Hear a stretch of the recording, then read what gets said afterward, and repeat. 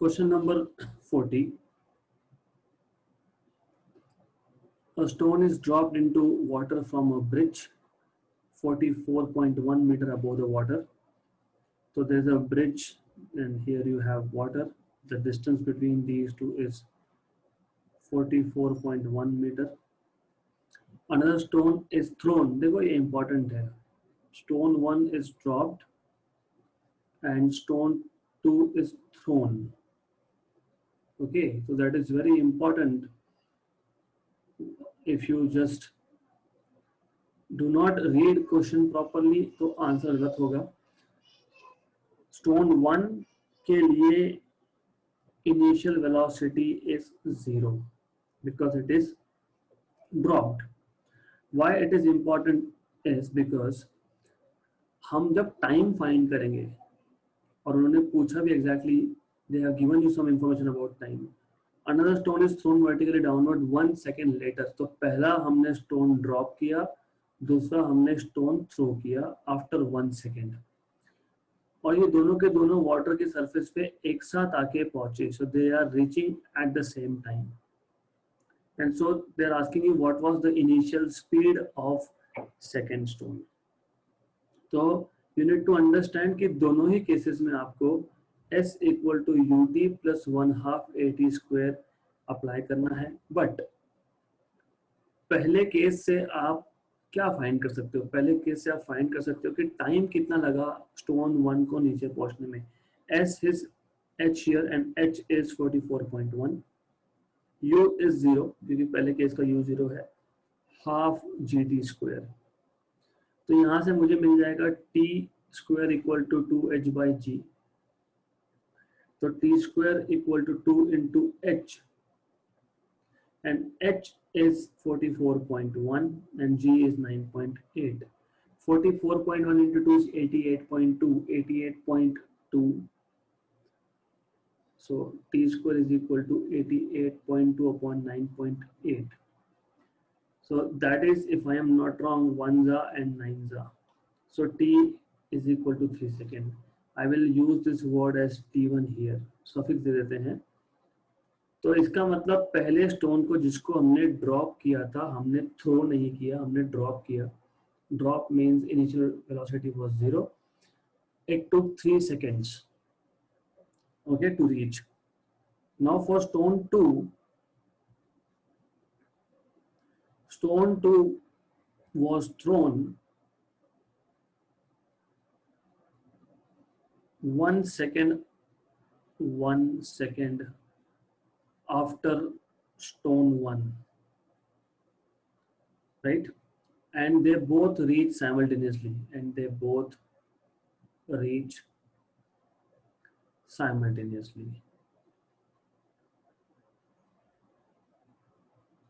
Okay, इसका मतलब second stone को कितना टाइम लगा?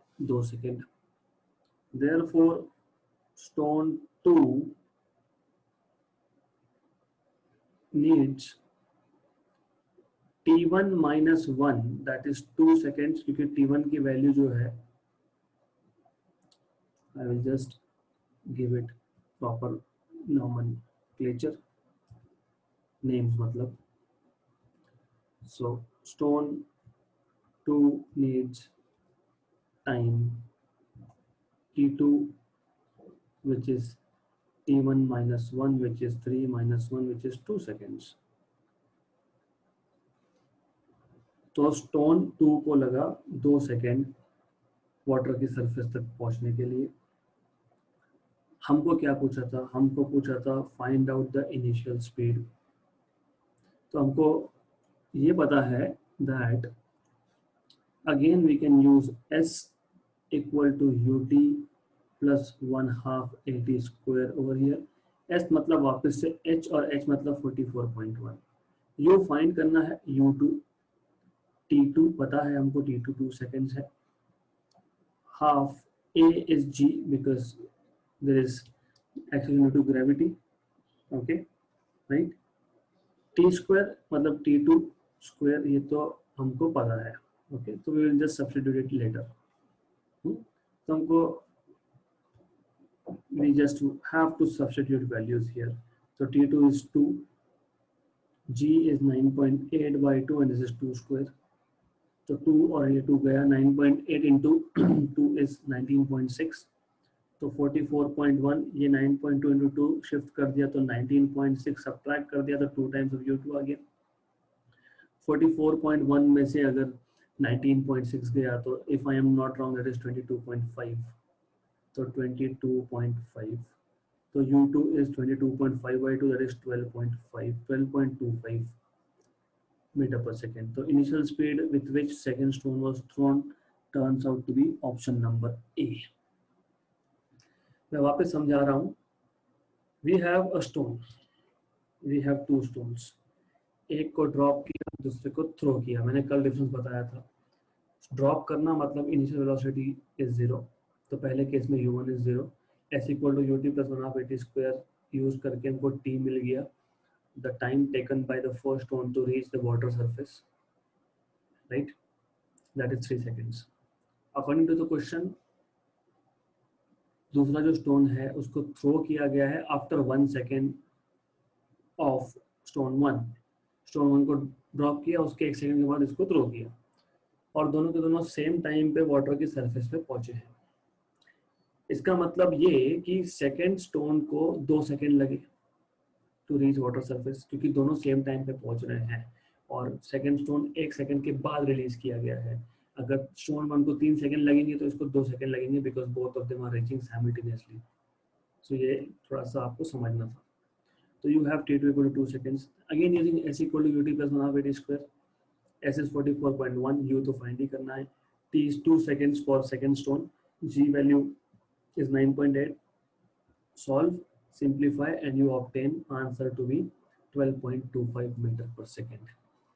Easy question and a good one. Yes, ये भी अच्छा है। If a car covers 2/5 of the total distance with v1 speed and 3/5 of the total distance with v2 speed, then average is, यहाँ पे कभी भी average speed v1 plus v2 by 2 नहीं करना। I'll tell you, बहुत easy question है। ऐसा कर लेते हैं हम लोग, what we will do is हम लोग टोटल डिस्टेंस मान लेंगे। This total distance let us से इज x, उसका 2/5 मतलब इतना part, 2/5 of x the vehicle or the car covers with velocity of v1, and the remaining 3/5 of x is with speed or velocity, speed better to say speed with v2। हमको average पूछा है। हमको already पता है average speed मतलब होता है total distance upon total time, right? You should know that it is total distance upon total time. Okay, right, then just a minute. So average speed is total distance upon total time.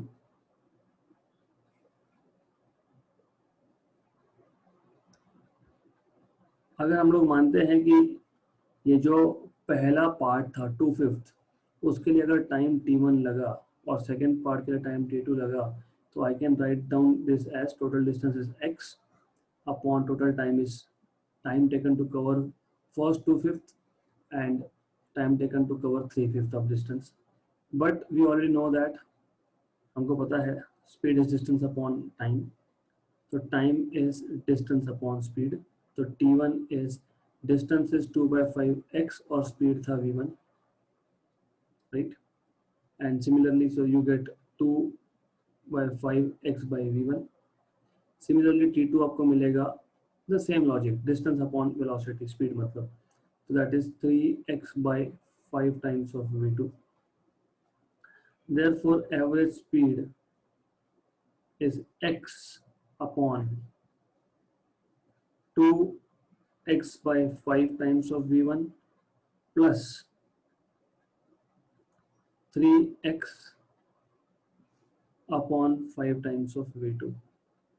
Answer हमें already पता है, option number C है, ये हमने at the start of this set मैंने आपको बताया था कि जब आप लोगों को एवरेज स्पीड निकालना है और आपको बोला है कि पहले इतने डिस्टेंस में इतना स्पीड, दूसरे इतने डिस्टेंस में इतना speed, so when you make parts based on the distance and not time, जब बोला होगा पहले 10 सेकंड में v1, अगले 10 सेकंड में v2, average is v1 plus v2 by 2, वो average v1 plus v2 by 2 जब आप टाइम में डिविजन्स करते हो, यहाँ पे आप डिस्टेंस में डिवीजन कर रहे हो, तो उस केस में 2v1 v2 by v1 plus v2 है, ये हमको ऑलरेडी पता है, we are just cross verifying. Okay, we have to check if what we are doing is right or wrong.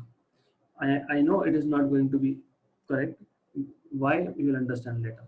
So let me just remove this. Okay, बताऊंगा क्यों C option क्यों आना चाहिए और क्यों नहीं आना चाहिए, कब आना चाहिए कब नहीं आना चाहिए बताऊंगा मैं. For the time being just understand what I am trying to say. तो ये x और यहाँ से x कॉमन निकाल लूंगा, 2/5 टाइम्स ऑफ v1 by 5 भी कॉमन निकाल सकता हूँ. तो let us make things simple. तो let us just take 5 also common. तो 2/v1 प्लस 3/v2 और 5 कॉमन निकल गया, x और x कैंसिल हो गया, तो इसको क्रॉस मल्टीप्लाई करोगे ये 5 ऊपर जाएगा, 5 ऊपर से रह गया.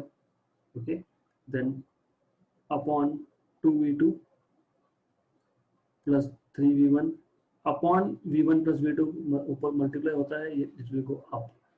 So when you cross multiply terms in the denominator 2v2 plus 3v1 upon v1 into v2, denominator का denominator को numerator में जाता है, तो you have 5v1 v2 upon 2v2 plus 3v1, option number D. Right? Good. तो question simple है, 2v1 plus 2v1 v2 upon v1 plus v2 कब आएगा, जब डिस्टेंस के दो इक्वल हाफ करोगे. यहाँ पे 2/5 और 3/5 हुआ है. Okay, exactly you have to know this. जब आप बोलोगे कि पहले हाफ डिस्टेंस में मतलब x/2 डिस्टेंस में v1 स्पीड, x/2 डिस्टेंस में v2 स्पीड, उस केस में आएगा 2v1 v2 upon v1 plus v2. क्योंकि हम लोगों ने ये पहले फॉर्मूला यूज किया है, that's why I am telling you कि where you can use 2v1 v2 upon v1 plus v2 and where you can't use. यहाँ पे 2/5 distance was covered with velocity v1 and 3/5 distance was covered with velocity v2. Average speed is just distance upon time. Total distance is x, total time is t1. t1 मतलब जो पहला 2/5 distance cover करने में time लगा था वो, t2 मतलब जो next 3/5 distance cover करने में टाइम लगा था वो. Then substituting the values and just obtaining an expression, you get option number D. Simple है, बहुत सिंपल क्वेश्चन है ये. देन 42 मैंने स्किप किया है क्योंकि रिपीट हुआ है. 42 जो है वो हम लोगों ने ऑलरेडी किया है. Okay, then 43rd, and as I told you, अभी मैं बताते बताते आपको बता के ही गया हूँ, a person completes half of its journey, okay, half of its journey with speed v1 and the rest half with v2. Average speed is this, khatam. The same method that we used there in the last example, वैसा ही करना है and you will get this 2v1 v2 upon v1 plus v2. Simple. Next, a car moving on a straight road covers 1/3 of the distance with 20 km/h. So 1/3 of the distance with 20 km/h, मतलब s1 is x/3. Total distance अगर x है, तो जैसे मैंने last example में लिया, total distance अगर x है तो उसका 1/3 मतलब x/3, it is at a speed of 20 km/h. the rest मतलब बचा हुआ 2/3 with a speed of 60 km/h, and you are supposed to find out what is average speed. Okay, so the question again can be solved exactly with the same way, क्योंकि हमको पता है what is v average, total distance upon total time. Time is t1 to cover this and t2 to cover this. we already know what is time, velocity upon distance. Okay, velocity is distance upon time, so time is distance upon velocity, मतलब distance upon speed basically. तो distance upon speed, पहले case में distance कितना है x/3, speed कितना है 20, तो v1 लिख देता हूँ फिलहाल. तो दूसरे केस में t2 क्या आएगा आपका, it is simple, t2 is distance, how much is distance, 2x/3 and speed is v2. So I'll just substitute for values here. So 3 times of 20 plus, sorry, not plus, 42, that is 2x upon 3 times of v2. V2 is 60 km/h. These values should go in formula for average speed, x upon x/60, because t1 is x/60 basically, plus t2 is, again you can say 2x/180. Solve करना, solve कर लो, it's just fine. तो ये आपका आएगा x/90, right. तो x common निकल के cancel हो जाएगा. 1/1/60 प्लस 1/90, ये इजी है. 90 प्लस 60, 90 इंटू 60, या फिर कॉमन निकालो, सिंप्लीफाई करो and just find out what the answer is going to be. It is quite simple. Adjustment करके आप डिनोमिनेटर कॉमन करके भी आप कर सकते हो. You can just multiply by 1.5 here. Okay, वो आप करो. You can just do, you know how to do this kind of stuff. Simple है, it is quite simple thing, no big deal here. The answer is going to be 36. Answer 36 आएगा. After solving everything you will get 36 km/h. I have intentionally left calculation for you because as I told you, calculation करने का हर एक का तरीका अलग अलग होता है. My way of doing is can be very different than yours. तो आप हो सकता है कि ज़्यादा शॉर्टकट तरीके से भी कर सकते हो. The idea is simple in this question. 41, 43, 44 all are same types. सिर्फ पहले केस में 41 में 2/5 with speed v1, 3/5 with speed v2, और वहाँ पे एक जनरल फॉर्मूला बना था. हमको वहाँ पे वैल्यूज नहीं दी थी, हमको सिर्फ बोला था v1 v2. 43rd में हाफ एंड हाफ, पहला हाफ v1 स्पीड पे and next half distance v2 speed पे, तो एवरेज आया 2v1 v2 upon v1 plus v2.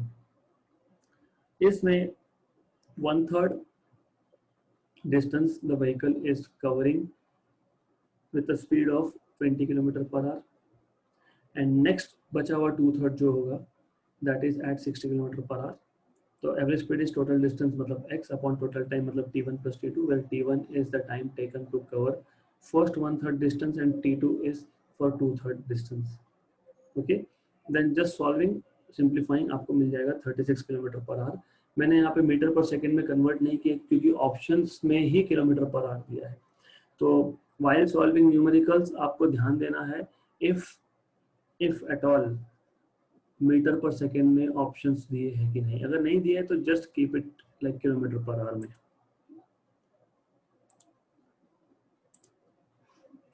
Forty-fifth, the displacement of the particle moving in a straight line is given by. So you have been given displacement, that is s equal to ut square plus 2t plus 4, where s is in meter and t is in second. The acceleration of the particle is, I mean this is a joke question because you just have to take derivative. Velocity आपको मिलेगा derivative of displacement. My answer is 4. I mean just by looking answer is 4. क्यों समझेगा जब आप देखो, you can also understand it in this way. Velocity is derivative of displacement and acceleration is derivative of velocity. मतलब मैं अगर displacement का 2 बार derivative लेता हूँ 2 times, that will give me acceleration. So directly displacement से acceleration पे जाना है तो 2 बार derivative लेना पड़ेगा आपको. So that is a simple task and I am very sure कि in upcoming few more weeks you will be expert in solving all this orally. But for the timing I need to tell you कि आपको derivatives के rule कैसे apply करने होते हैं. अब D D T of पहला term, first term is 2t square, उसमें 2 कांस्टेंट है outside, derivative of T square लेंगे, प्लस सेकेंड टर्म में टू कांस्टेंट है, डेरिवेटिव ऑफ टी लेंगे, राइट, प्लस जीरो, क्योंकि फोर कांस्टेंट है तो वो तो गया, उसका डेरिवेटिव जीरो आएगा कांस्टेंट का। टी स्क्वायर का डेरिवेटिव होता है 2t और ऑलरेडी 2 है यहाँ पे, तो ये आ गया 4t प्लस 2, तो velocity is 4t plus 2। Now if I take derivative of velocity, तो derivative of 4t plus 2, again same rules, 4 constant dt by dt और 2 कांस्टेंट इज डेरिवेटिव 0, तो 4 आ गया यहाँ पे। as I told you, answer is going to be 4 क्योंकि it has to be done orally. Displacement 2t square plus 2t plus 4, velocity is 4t plus 4, 4t plus 2, क्योंकि पहले term का derivative जो आएगा 2t स्क्वायर का derivative 2 into 2t मतलब 4t, और दूसरे टर्म का जो डेरिवेटिव आएगा वो आएगा 2, और थर्ड टर्म का डेरिवेटिव 0 होगा, तो velocity will be 4t plus 2 and acceleration is going to be one more derivative of velocity, इसका मतलब 4t plus 2 का डेरिवेटिव देगा हमको 4, सो simple.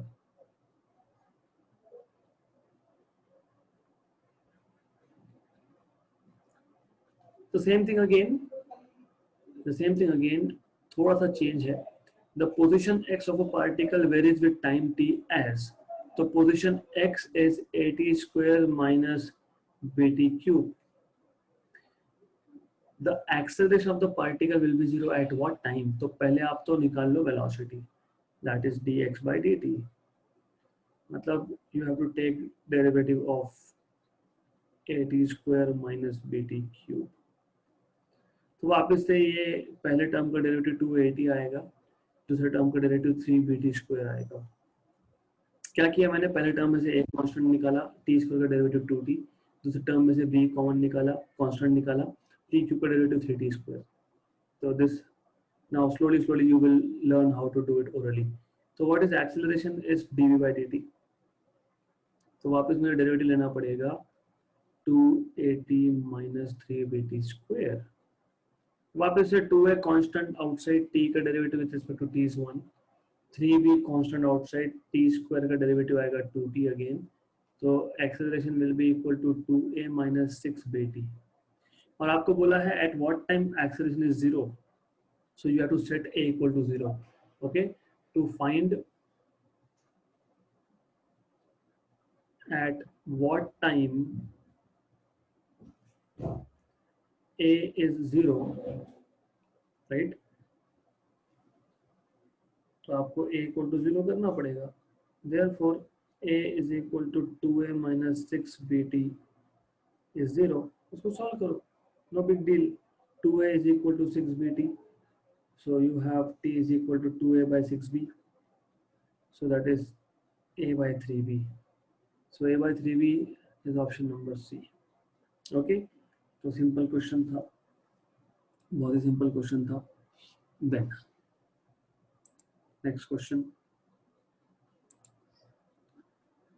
That is a good question. A train moves from one station to another in 2 hours time. Its speed during the motion is shown in the graph. So this graph represents the motion of the train, I mean speed against time, how speed is changing, right, थोड़ा बड़ा करना पड़ेगा, right. The maximum acceleration during the journey and the distance covered during the time interval from 0.75 to 1 hour. So you have to find two quantities. One of these being what is the maximum acceleration, okay, and other being what is the time covered between 0.75 and 1 hour, okay. तो मतलब basically 45 minutes से लेके 60 minutes ऐसा होगा अगर minutes में convert करोगे तो first thing you have to identify that which is the part which will give you maximum acceleration. इसके लिए आपको थियरी पार्ट जो मैंने करवाया था थर्ड चैप्टर का, okay, many of you were like why I am taking so much if it is not included in textbooks. आपके state board के टेक्स्ट बुक में नहीं था, फिर भी मैंने ये करवाया and I told you that time कि ये सारी चीज़ें आपको लगने वाली हैं। तो अब मैं वापस बता देता हूँ, because I have to go through basics. Velocity time graph, इसका मतलब होता है जीरो एक्सेलरेशन, मतलब object is moving with constant velocity, constant speed. मैंने आपको बताया भी था, ये हमने कंक्लूजन में लिखा भी था, line parallel to time axis means speed is constant. Speed is constant, okay? Yes. Then a straight line passing through origin means object का इनिशियल वेलोसिटी जीरो था, मतलब ऑब्जेक्ट ने रेस्ट से स्टार्ट किया and the speed is increasing linearly, मतलब हर एक second में rate of change of speed fix है, कांस्टेंट है, मतलब एक्सेलरेशन कांस्टेंट है। मैंने आपको बताया भी था कि graph of velocity time curve gives you acceleration and that is slope। तो ये एंगल अगर 45 है तो a acceleration is slope of vt graph, slope मतलब tan थीटा होता है, हमने ये डिराइव भी किया था। तो tan of 45 will give me acceleration, in this case tan 45 is 1, okay, right। Slope of velocity time graph gives you acceleration and this particular curve means that velocity is changing at equal rates, हर एक second में velocity का change equal है, मतलब acceleration constant है basically. Then we can have some other types of graph.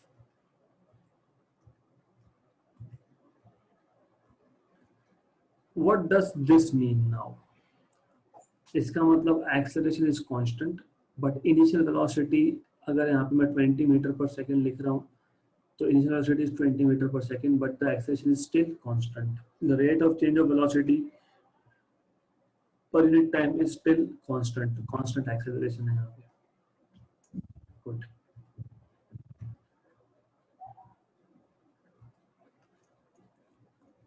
मैं जानबूझ के हर एक चीज ले रहा हूँ यहाँ पे बिकॉज ये सारे के सारे केसेस जो मैं ले रहा हूँ ये सारे के सारे एक ही क्वेश्चन में यहाँ पे इंक्लूडेड है। And what does this mean? इसका मतलब होता है D acceleration. Initial velocity object का है सम वैल्यू और फाइनल वेलोसिटी मतलब यहाँ पे पॉइंट बी पे हो गया जीरो, मतलब this particular curve A B means, and remember this is a negative slope, negative slope है ये, राइट। कैसे नेगेटिव करके देखो, y2 minus y1 upon x2 minus x1।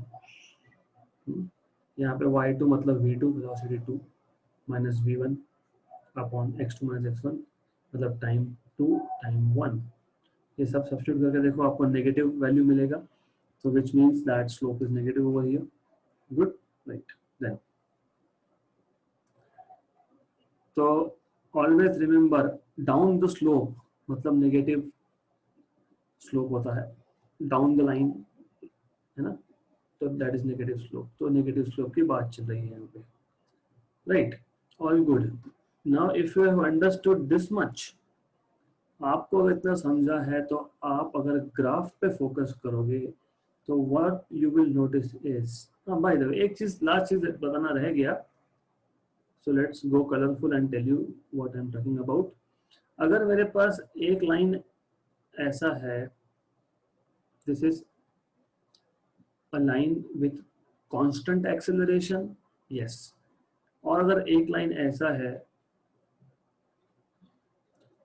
the black line is also a line with constant acceleration, yes, but acceleration for black line is more than this red one। why angle is more?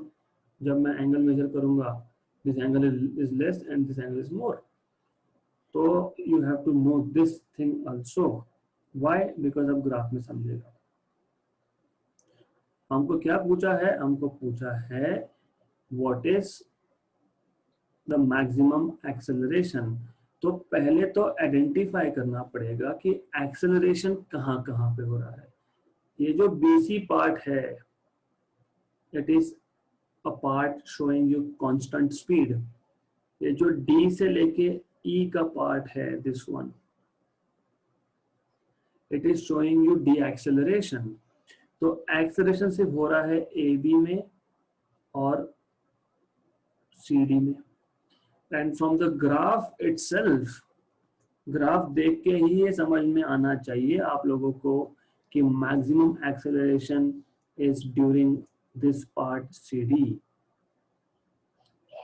तो ये जो C D part है, क्योंकि slope ज़्यादा है इसका और speed time का स्लोप हमको देता है एक्सेलरेशन, तो maximum acceleration is at C D.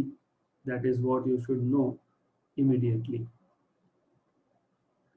right? So maximum acceleration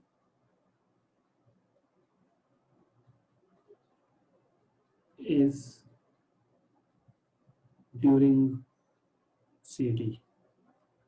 And how do you find out acceleration? It is very simple. A is equal to, एक एंगल तो फाइंड नहीं कर सकते हम लोग, फिर अगर एंगल फाइंड नहीं कर सकते हम लोग तो फिर क्या कर सकते हैं?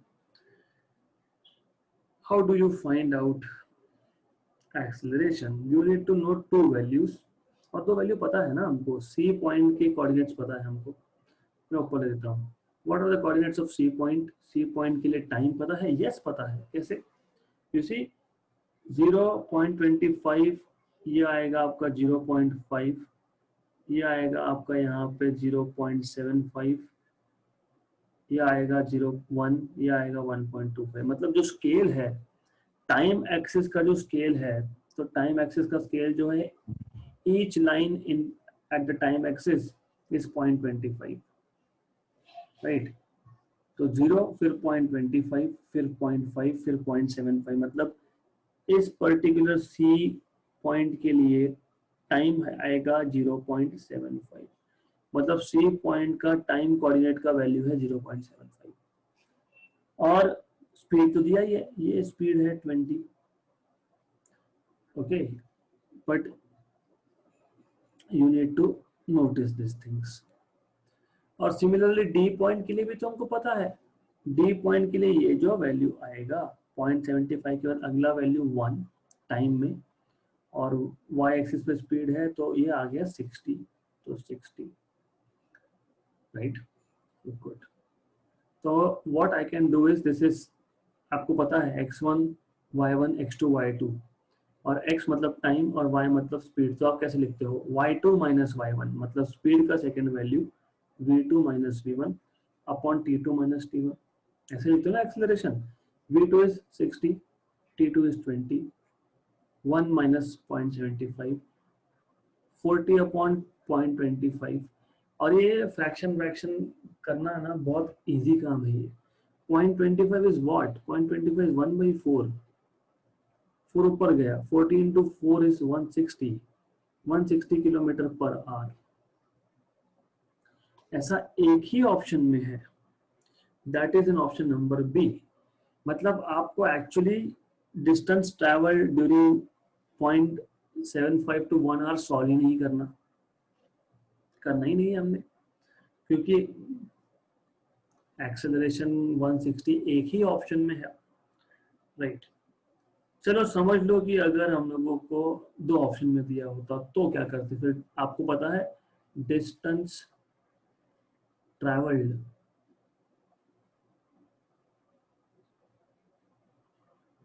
between 0.75 to 1 hour is, मैंने आपको बताया था distance travel is nothing but area under the curve of velocity time graph, मतलब ये area, okay?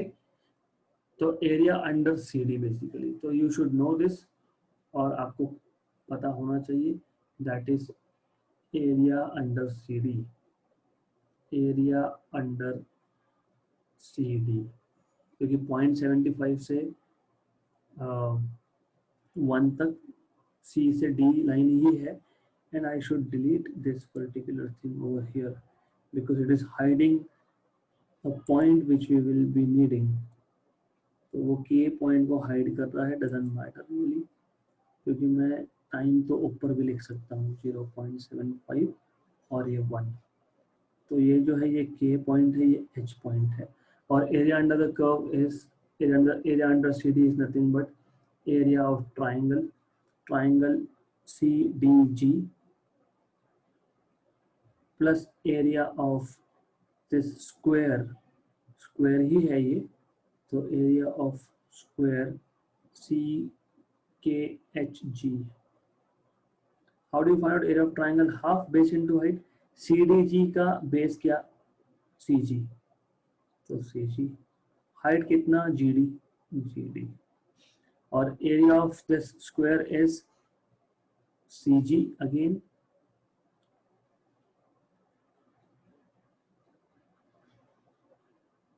CG again multiplied by CG multiplied by, let us say CK. Okay, so half CG की value, CG की value, G की value 1, C की value 0.75, subtract कर दो 1 minus 0.75, और ये आना चाहिए। अब क्यों आना चाहिए? अरे हमने सीखा है स्कूल से कि अगर मुझे 2 पॉइंट का डिस्टेंस निकालना है, इसकी वैल्यू अगर 1 है और इसकी वैल्यू अगर 0.75 है, तो मैं इन दो वैल्यूज को बिगर वैल्यू में स्मॉलर वैल्यू को सब्ट्रैक्ट करूंगा तो डिस्टेंस मिलेगा मुझे। ये हमको स्कूल से पता है। ओके, सिमिलरली जीडी भी सेम 60 माइनस 20। तो ग्राफ आपको भी आने चाहिए। Okay, you are grown up now.